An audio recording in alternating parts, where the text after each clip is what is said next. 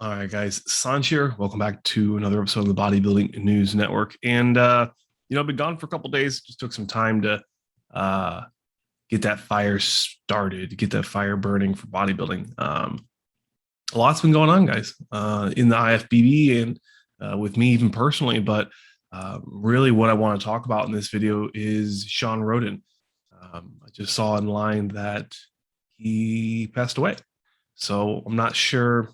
Nothing's been announced from what I've seen of, an official cause of death or anything like that. But, one of the greats in our generation for, the 2010, 2020 bodybuilding era, this guy, he had a rough come up in bodybuilding, and at the peak of his career, winning the Mr. Olympia. I don't want to get ahead of myself too much, but at the peak of his career, pretty much gets blacklisted for something he was never really found guilty of doing. He never got his day in court to defend himself, and that's going to go down in history because he passed away. But Shawn Rhoden died at the age of 46 or 47. It's really unfortunate to hear a lot of these guys pass away at such a young age. I don't know how I feel about it. I'm sad. I was really hoping to see him make a comeback one of these years. Maybe see him and Kai stand on stage one more time, and maybe even Phil hop in there at Dwayne Johnson's show, the whatever they want to call that. They're going to do it in Atlanta. I thought it would be really cool to see all three of them side by side again, but that's never going to happen. Now we might see a variation of that comparison, but RIP Shawn Rhoden. Originally he started doing amateur bodybuilding in the late 1990s, moving into the early 2000s. He had, it looks like, a back injury, had to take some time off. He had a wrist injury, a couple different injuries that kind of sidelined his NPC career, coming into the NPC, qualifying and becoming a pro. But before all that even had a chance to happen, it looks like his father passed away in 2002, which severely affected him, and he took something around, I think they said, 6 years off to just grieve and mourn, and he kind of started abusing alcohol and things like that. It's unfortunate to hear. Eventually, he was able to come around.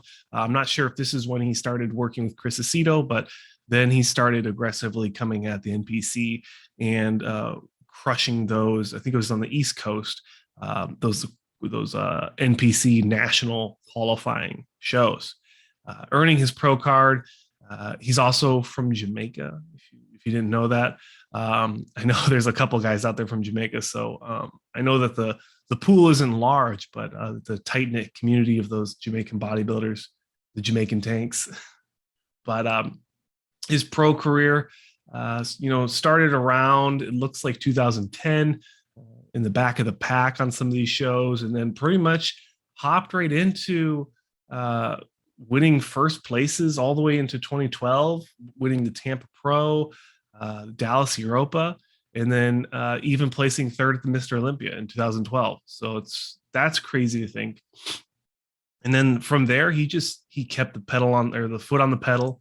First place, Arnold Classic Europe, British Grand Prix, Prague Pro, second place, all the way into 2013 and 14. Second place, third place finishes at the Olympias and the Arnolds, and then really started pushing the envelope and being successful on the biggest stages of them all, with second place finishes at the Olympia. And then the peak of his career was the 2018 Mr. Olympia. And I'll put some footage on the screen for you so you can see that. And this is where the first time Phil Heath was beaten. And, it's just crazy. It's crazy to see his career get cut so short. I know Shawn was one of the older competitors on stage. Once you start getting to the mid 40s, usually it's kind of a hard conversation, because some people say that you start peaking in your 40s, when a lot of people are like, I want to retire in my 40s. So He was still pushing it. I could have seen him go for several more years. Shawn wasn't one of those guys that really pushed it in the off season. He took his time. He ate whatever he wanted. He just lived his life. He was coming out of, I saw him in Venice. I didn't see him personally, but I know that he was in Venice Beach, California a lot. And he's also in Bev Francis, the gym, Bev's gym in on the East Coast. So he took a lot of time in the off season, enjoying life. And I know he's had some different romances. So he enjoyed life. It's unfortunate that the IFBB pretty much turned their back on him. Once all these legal allegations came up, they just pretty much blacklisted him and, wouldn't let him compete, wouldn't let him do anything. I know I talked about it back then, and I guess I'll just bring it up as we kind of conclude this one. There is no innocent until proven guilty in the IFBB, regardless of what the circumstances are of the situation.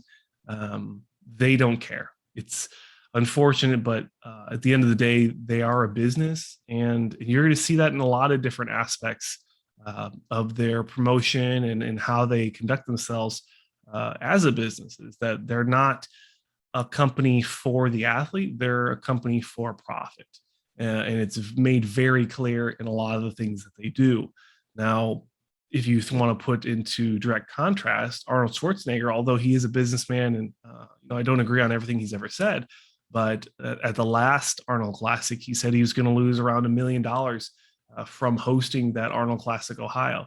And that speaks, one, it speaks to his legacy. I can understand that he wants the Arnold Classic to remain that premier show, because if you don't know, the Arnold Classic actually is bigger than the Mr. Olympia in terms of the expo.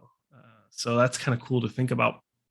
But also, he also wanted to advocate for the athletes, is what I also want to think about that. It's kind of like 2 points. Is he wanted to maintain his legacy, and he also wanted to take care of the athletes. So kind of a long-winded video, so I do apologize if I bored you a little bit on some of the tangents, but our RIP Shawn Rhoden, we've lost a lot of great men this year, and men and women. It's just men is just a metaphor, manner of speaking.